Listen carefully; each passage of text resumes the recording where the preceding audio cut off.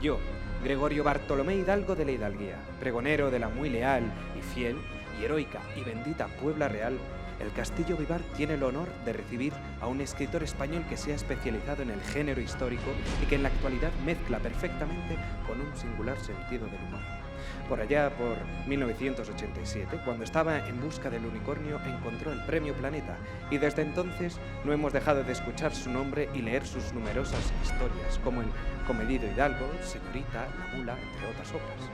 Pero no todo es historia, pues la fantasía y el misterio también le han permitido hacer gala de su talento bajo el seudónimo de Nicholas Wilcox. Para que nos cuente sobre los enigmas de Colón, recibimos al jienense Juan Eslava Galán.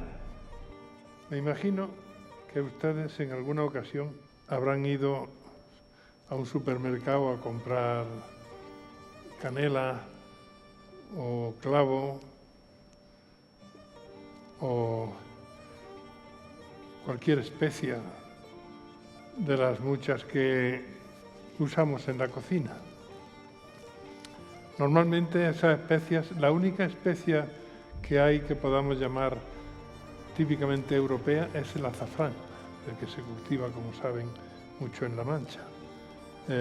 Pero todas las especias vienen de Oriente, de la especiería, le llamaban en la Edad Media, los países de la India y Calcuta, toda aquella parte de donde vienen las especias. Ahora es fácil ir a un supermercado y encontramos especias sin ningún problema, no son tampoco caras, pero en la Edad Media y después de la Edad Media eran tan caras y tan apreciadas que a veces cuando faltaba oro, no había todavía billetes, cuando faltaba oro lo que hacía la gente era que se contaba, la pimienta se contaba como oro. Es decir, en las transacciones, a falta de oro se usaba pimienta. Especialísima especia. ¿Y por qué eran tan importantes las especias? Eran importantes porque, como no había frigoríficos, y si eras rico solamente comías carne, eso de comer verdura o tal, eso era una cosa propia de los pobres. Los ricos solamente comían carne. Entonces, y sin frigorífico, mataban la pieza y al poco tiempo se podría aquello. Entonces carne con carne y más carne, obviamente era una comida muy monótona. Para darle cierta gracia a los platos de carne, a lo mejor una comida había 3 platos sucesivos, todos de carne, pues para eso servían las especias. Así que las especias eran importantísimas, muy importantes. Pero en ese momento siempre habían venido de Oriente por la famosa vía de la seda, la vía de caravanas, etcétera, y eso era también lo que las encarecía. Pero en ese momento, hay un momento en que los turcos se han hecho cargo de esa vía, están muy en guerra con los cristianos y las especias empiezan a no llegar a Occidente. En el momento en que Occidente, en que la Europa cristiana, quiere consumir más porque hay más riqueza. Entonces se plantean la posibilidad, sabían que la Tierra es redonda, entonces dicen, bueno, si se ha interrumpido la vía de la seda, las especias pueden llegar. Si le damos la vuelta a África, nadie le había dado nunca la vuelta a África, o mejor dicho, se lo habían dado en una ocasión los navegantes fenicios, pero obviamente eso ya estaba olvidado. En Europa no se tenía conciencia de cómo era África. Entonces, los portugueses iniciaron el camino de darle la vuelta a África para llegar a la especiería. Pensaban en un principio que África sería un continente o una isla muy grande y más o menos redonda, ¿no? No tenían idea de la forma que tiene. Entonces empezaron a explorar las costas de África hasta el Cabo Bojador. En el Cabo Bojador se suponía que a partir de ahí los navegantes tenían graves dificultades, porque muchos habían ido y no habían vuelto, porque los vientos soplaban solo hacia abajo, eran naves de vela, en fin, que pensaban que había monstruos en el océano, pensaban que llegarían a una latitud tan calurosa que se iba a derretir el calafate de los barcos y se iban a hundir. En fin, había muchas leyendas sobre eso. Pero los portugueses iniciaron ese camino. Los portugueses le llamaban el rescate. El rescate consistía en que iban parando en puertos o en establecimientos africanos, allí se acercaban los negros y compraban oro a cambio de baratijas, oro o esclavos. Esclavos para los que había cierta avidez también en Europa. En ese camino de los portugueses, a partir del Cabo Bojador, se les van uniendo con carabelas, se les unen también navegantes castellanos de Huelva. Y hay una cierta competencia entre los portugueses y los castellanos. En un principio para, digamos, saquear la costa de África, pero con la vista puesta en darle la vuelta a África y llegar a la especiería, que era lo realmente importante. En ese momento también se están forjando las naciones europeas y Castilla quiere unirse dinásticamente si es posible, a Portugal o a Aragón. En realidad, el rey Enrique IV, el impotente de Castilla, quería inteligentemente unirse a Portugal. Pero en Castilla había una facción pro-aragonesa, un lobby, podríamos decir ahora, que quería unirse a Aragón. Así que el rey Enrique IV tiene una hija, Juana, y la casa con el rey de Portugal. Pero al propio tiempo surge la guerra porque la facción castellana que apoya a un matrimonio con Aragón es la de Isabel la Católica. Isabel es la hermana del rey. Como realmente tenía que heredar la corona, tenía que heredarla la hija, Juana. Pero entonces se inventan, dicen, no, es que Juana no es hija del rey, el rey es impotente. Juana es hija de un amante de la reina. Por lo tanto, no le corresponde reinar, le corresponde reinar a la hermana del rey, a Isabel la Católica. Surge una guerra entre Portugal y Castilla. Y finalmente, en tierra, gana Castilla, es decir, gana la facción de Isabel. Pero en mar, en África, se enfrenta a la escuadra castellana con la escuadra portuguesa y pierde la escuadra castellana. Finalmente llegan a un arreglo.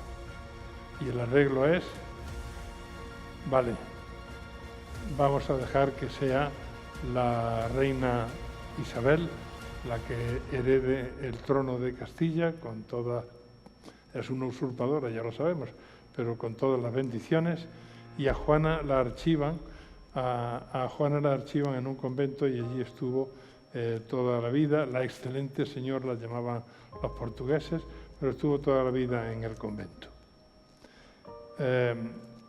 Al mismo tiempo se plantea a la corte portuguesa, llega un señor, un navegante desconocido, que llega con un proyecto.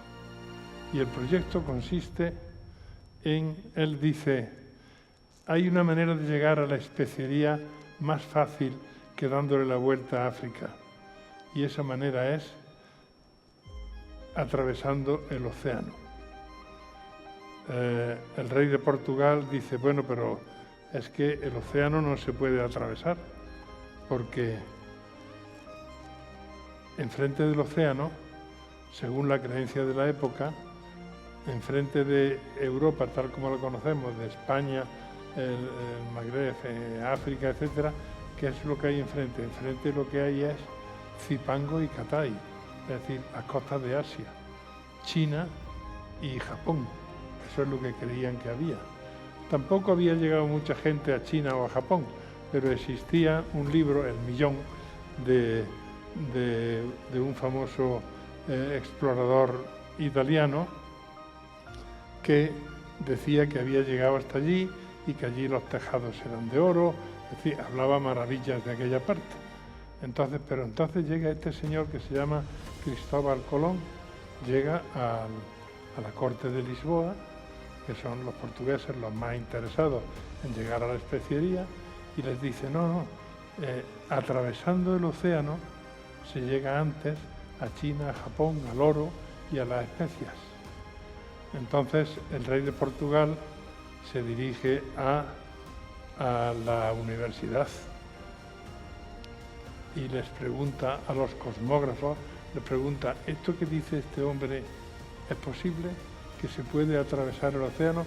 Porque hasta entonces nadie había atravesado el océano, porque en el momento en que la navegación se prolonga tanto que se acaba el agua potable a bordo del barco, la tripulación muere de sed, sin haber llegado a una costa donde se pueda hacer aguada.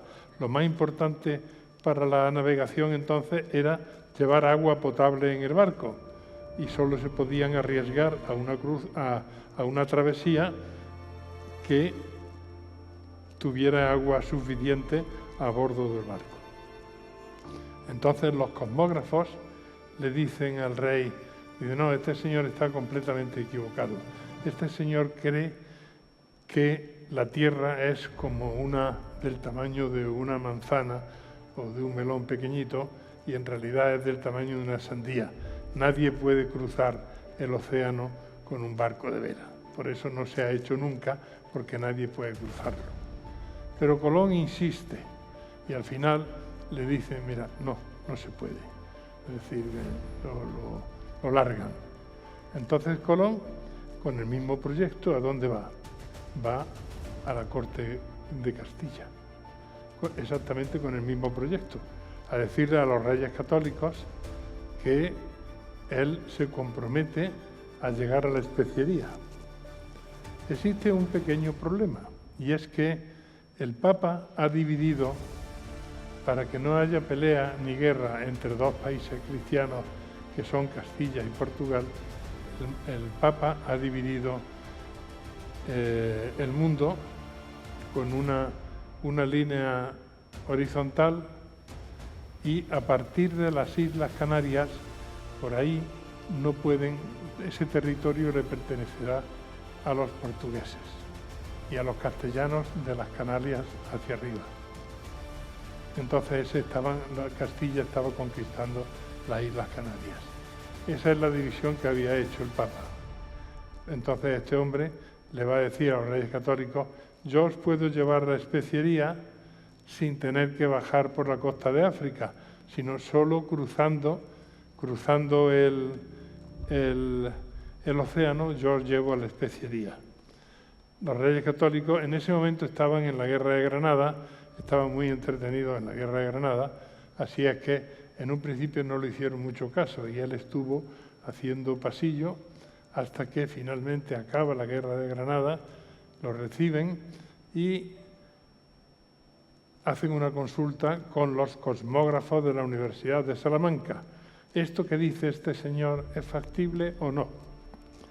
Los cosmógrafos de la Universidad de Salamanca dicen no, este hombre está absolutamente equivocado. El océano es tan ancho que no se puede llegar con un barco sin hacer aguada. Es decir, que imposible. Dicen lo mismo que habían dicho los portugueses, y con toda la razón, por cierto. Las medidas de Colón estaban completamente equivocadas. Las que valen son las de los portugueses y las de los castellanos. Sin embargo, Colón insiste y finalmente tiene una reunión con la reina y le dice emporidad. Emporidad dicen los documentos.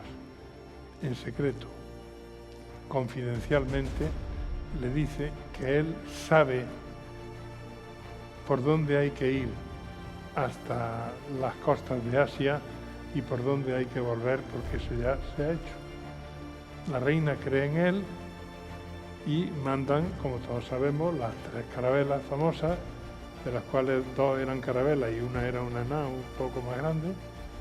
Y Colón sabe que el secreto de Colón, este es el título de esta conferencia, consiste en que Colón sabía que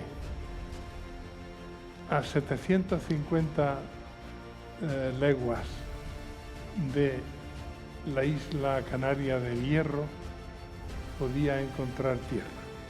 Él creía que era Japón, la isla de Japón. Eso creía él, ¿no? Estaba convencido de eso. Pero él sabía que ese trayecto se podía hacer. Y efectivamente, ese fue el trayecto que hizo. Bajó hasta la latitud de la isla de Hierro y llegó a las Antillas, Cuba y las islas que hay alrededor, las Antillas. Él creía, estaba convencido de que aquello era Japón. Claro, estaba completamente equivocado. El océano era mucho más ancho de lo que él calculaba, como habían dicho. Lo que pasa es que lo que nadie sabía es que por medio estaba América. América que coge prácticamente de polo a polo. Eso, como se desconocía la existencia de América, obviamente él incluso en su error estaba en lo cierto. A partir de entonces ya empiezan los viajes, obviamente, cuando se sabe que se puede llegar allí, ya empieza, digamos, los viajes. Hay una serie de viajes, los historiadores los llaman los viajes andaluces porque son muchos andaluces, esta gente de Huelva, que con carabelas van por allí explorando. Pero lo importante es que llega Colón a las Antillas y encuentra indios con taparrabos. Él esperaba encontrar lo que Marco Polo había escrito de China y de Japón, que había tejados de oro y que aquello era de una riqueza exuberante. Y él lo que encuentra son indios con taparrabos, pobres, y de oro prácticamente no encuentra nada. Entonces él le propone a la reina Isabel, dice, bueno, parece que el oro se está resistiendo por ahora, esto hay que explorarlo mejor, pero los indios son muy mansos y se pueden hacer fácilmente esclavos. Entonces existía un gran comercio de esclavos en Europa. La reina Isabel le dice radicalmente no, son súbditos de Castilla con los mismos derechos de los súbditos de Castilla, porque el tratado que había con el Papa era que el mundo se repartía entre Portugal y Castilla a condición de que colonizaran y cristianizaran a la gente que fueran encontrando. Esa era la condición. Entonces, la reina le devuelve los esclavos a Colón y los españoles siguen llegando. En el primer viaje de Colón fueron casi a la fuerza, incluso algunos condenados a muerte, ¿no? Fueron porque nadie quería ir, porque creían que iban a encontrar la muerte. Lo que pasa es que los hermanos Pinzones, que eran sus socios, pues eran muy prestigiosos y consiguieron arrancar suficientes tripulaciones. Pero cuando esta gente vuelve después del primer viaje y les cuenta que las indias son estupendas, que van desnudas y que para ellos el sexo es una cosa, no es pecado como entre los cristianos, sino que es una cosa que se da, que para eso lo tienen. Pues entonces ya en el segundo viaje de Colón ya hay bofetadas por meterse en los barcos. Y efectivamente, ya empiezan los viajes de Colón, ya saben, hicieron 4 viajes, los viajes de Colón, pero no encuentran ni la especiería ni encuentran el oro. El oro se va a encontrar cuando ya se conquiste México, que eso será ya en la generación siguiente, en la época de Carlos V. Entonces, digamos que, en cierto modo, fue un fiasco. Colón insistía porque había que buscar el paso. Es decir, él se da cuenta de que han encontrado de pronto ahí una tierra que se interpone, pero que la especiería está más allá. Y más allá tiene que haber un mar que lleve a la especiería, efectivamente, que es el Océano Índico. Pero en un principio América los detiene porque no hay paso ninguno. Y hasta que finalmente Magallanes, el famoso viaje de Magallanes, demuestre la redondez de la Tierra encontrando un paso en el sur de América, ¿no? Bien, ese será el paso. Como digo, ¿en qué consiste el secreto de Colón? El secreto de Colón consiste en que él sabe que a 750 leguas de la isla de Hierro existe tierra que él creía que era Asia, ya hemos visto que no, estaba equivocado, era América. Pero obviamente, ¿de dónde le había venido a él ese secreto? Pues ese secreto existen varias tesis. Una de ellas nos habla del prenauta. Antes de Colón alguien fue a América y por eso había venido, y ese alguien había quedado como náufrago en la isla de Porto Santo, y Colón, que estaba casado con la hija del gobernador de Porto Santo, paseando por la playa se encontró el náufrago, se lo llevó a su casa, lo cuidó, y el náufrago, que murió a los pocos días, le dijo a Colón su secreto: por dónde hay que ir para llegar a una tierra donde se hace aguada y por lo tanto es posible atravesar el océano. Esa es una de las teorías que hay, quizá la más importante. Otra es que encontró mapas en el baúl donde tenía su mapa y sus papeles el suegro, que ya había muerto, y que por allí supo que había ese camino para ir a esa tierra incógnita. En cualquier caso, hay una cosa interesante.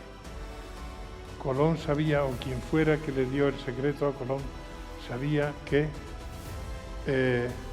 bajando hasta la isla de Hierro, que debido a la esfericidad de la Tierra hace el camino un poquito más largo, sin embargo ahí encontraba la ruta de los alisios. En el océano, imaginemos que hay unos ríos que arrastran el agua hacia América, la ruta de los alisios, que hacen esta figura. Desde la isla de Hierro, de las Islas Canarias, van a parar a las Antillas, y luego esa misma corriente sube hasta aproximadamente las costas de Estados Unidos, y por ahí vuelve la corriente. Eso se debe al movimiento de la Tierra. Existe esa corriente en el océano. Entonces, Colón sabe por dónde tiene que ir para llegar a esa tierra, que él cree que es Asia, y por dónde tiene que volver. Eso es interesante, porque el conocimiento sistemático solo se ha tenido en el siglo XIX. Él lo sabe ya entonces. Evidentemente alguien se lo dijo y alguien había estado antes en América. Eso es la evidencia. Hace muchos años yo tuve cierta amistad con la duquesa Roja, que se llamaba. La duquesa Roja tenía el mejor archivo, Medina Sidonia, el mejor archivo de la época, sin duda alguna, en su palacio de Sanlúcar de Barrameda. Y ella sostenía la tesis de que ya había navegantes que unos iban a África en busca de esclavos, oro, etcétera, y otros iban a América. Y en los documentos ponía la tierra de Akende, el África de Akende era África, y el África de Allende era América. La verdad es que en una ocasión me enseñó los documentos, pero cuando yo intentaba leer así con más detalle, cerraba el mamotreto, quizá porque ella iba a publicarlo y no quería que yo le copiara el asunto, ¿no? Pero bueno, en cualquier caso, es evidente que alguien llegó a América antes que Colón, dejando al margen el hecho de que los vikingos en el año 1000 ya llegaron también a América, a Terranova. Lo que pasa es que esa noticia no se extendió como en la época en que llegó Colón. Entonces, efectivamente, los vikingos llegan a Terranova, ponen allí unas cuantas, incluso un obispado, unas cuantas ciudades que durante unas generaciones duraron y después desaparecieron. Pero digamos que la gran noticia de la existencia de América está en la llegada de Colón, y a partir de entonces todos los países europeos, Francia, Inglaterra, empiezan a mandar navegantes hacia América, todos intentando descubrir el paso que lleva a la especiería, porque siguen con la obsesión de que hay que llegar a donde están las especias. Lo que ocurre es que cuando ya en la generación siguiente los españoles empiezan a encontrar oro y plata en América, ya se olvidan un poquito de la especiería. Mientras tanto, los portugueses sí han conseguido darle la vuelta a África, han llegado a Calcuta y se han hecho inmensamente ricos. Esos palacios que vemos en Lisboa y esos conventos, etcétera, ellos en un momento fueron los más ricos de Europa, porque piensen que las especias eran oro puro, eran lo más rico que existía. Piensen que cuando la expedición de Magallanes sale con unos cuantos barcos para buscar precisamente el paso y llegar a la especiería, cuando regresan con muy pocos supervivientes en una nave muy trasteada, las especias que traían eran suficientes para costear todo el viaje ese que había sido desastroso. Es decir, que las especias siguen siendo entonces las más importantes y son las que de algún modo nos hacen que nos abramos al mundo. El segundo enigma de Colón. ¿Dónde nació Colón? Hay unos cuantos gallegos que creen que nació en Galicia. Catalanes creen que nació en Cataluña. Otros creen que no, que nació en ninguno de esos sitios, pero que era judío y español. Otros que era portugués. Otros que era francés. Y finalmente otros, que son los que llevan razón, que era italiano de Génova. A Colón no le interesaba que se divulgara que era de una familia muy pobre. Era un hombre muy ambicioso. Él quería ser noble, pero de la gran nobleza castellana, y quería ser inmensamente rico, según los términos del tratado que había hecho. Él quería ocultar los orígenes de la familia. La familia era más bien pobre, eran tejedores y taberneros a tiempo parcial en Génova. Mussolini metió a la mitad de los notarios a investigar los archivos de Génova hasta que se encontró que efectivamente la traza de la familia. Así que muchas vueltas no se le puede dar, era genovés. Pero es que Colón en su tiempo no tuvo mucha importancia. La importancia de Colón empieza a surgir, es decir, sí, evidentemente es cierto, es el que lleva la primera expedición a América, sin duda. Pero la importancia de Colón se la empiezan a dar los italianos por una cuestión nacionalista, sobre todo los italianos que iban con una mano delante y otra atrás, iban a Nueva York a finales del siglo XIX, principios del XX, hambre en Italia y en otros lugares de Europa, mucha gente que iban a América, y entonces como se sentían ciudadanos de segunda, de algún modo, por orgullo, ellos reivindicaban, sí, pero todo esto es por Colón. Colón fue. Y entonces empezó a crecer la imagen de Colón. La imagen de Colón creció tanto que le hacían monumentos por todas partes. Es la época del engrandecimiento de Colón. Sin embargo, Colón, si lo vemos como persona, pues buena persona no era. era un hombre muy ambicioso, tuvo la genialidad de insistir durante toda la vida en hacer ese viaje hasta que le salió bien, porque él tenía el chivatazo de que eso se podía hacer, pero cuando lo vemos de cerca era un hombre tremendamente ambicioso y no era una buena persona. Incluso intentó engañar a los reyes.